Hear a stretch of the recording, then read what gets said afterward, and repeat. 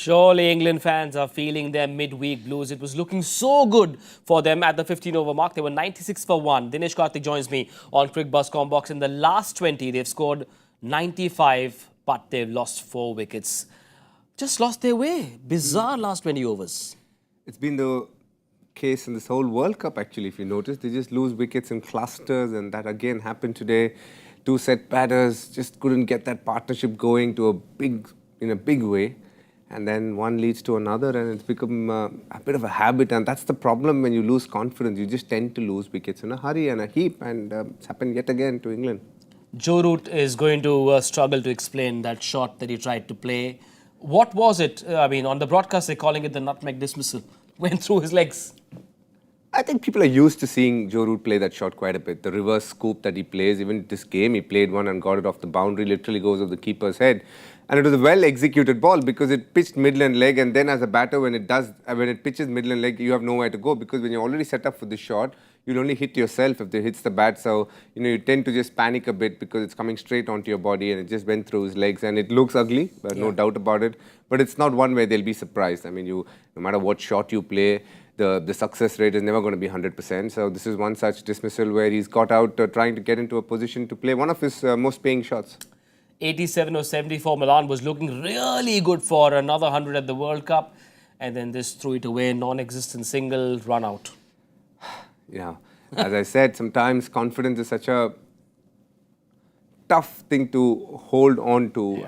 Yeah. As soon as he played the shot, he believed there's a signal, and that tells you he's a man who's in form. On the other side, Stokes obviously giving an early call, but feeling there was no single there. Yeah. Just a case of 2 batters, one believing there is a single and another not. And these things happen when you obviously are struggling for runs as a unit, and it was a run out of that came at a very, very wrong time because a set Milan would mean a lot more boundaries, and he was closing in on his second 100 for the store, but not to be. And you feel for Milan because he's definitely been their best batter in this World Cup. It's just gotten worse while we were on this Cricbuzz Comm Box conversation. Moeen Ali has been dismissed by Aryan Dutt. The 6 down under 200. Netherlands are having a bit of a party out there. Let's take a look at the batting card before Moeen Ali's dismissal. Not much batting left. Remember, Chris Stokes to come in next, followed by David Willey. Moeen Ali has been dismissed for 4 of 15, so that he got out of the first delivery he faced after the 35-over mark. And looks like we are in for another upset.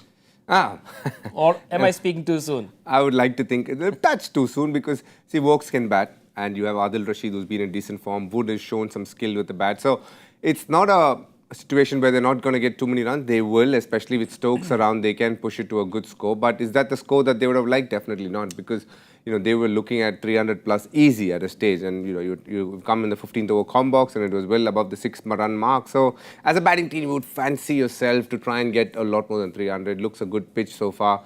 So yeah, it just tells you this team has had a tough World Cup, and I understand. I've been part of teams where things just don't go right. Stokes and Vokes, or Stokes and Willey, or Stokes and Rashid, or Stokes and Atkinson can perhaps take a leaf out of the Cummins-Maxwell book. One stays, the other goes big. That's a completely different situation. They would love to do it. Why not? I mean, every person who's going to take up the sport is going to believe that they can play one knock like what Glenn Maxwell did the other day. But the beauty is it's never that easy. It's taken 40 years almost to recreate something as special. So there's no point running after something that's so rare in nature.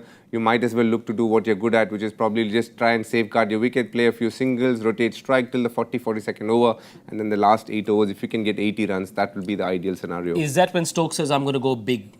Absolutely. I think the last 8 overs is when he knows that they're not going to get all out. So then he has the freedom to play a lot more shots. At the moment, he'll be thinking that if he gets out, it could well be a 250 score, and that's not what England wants.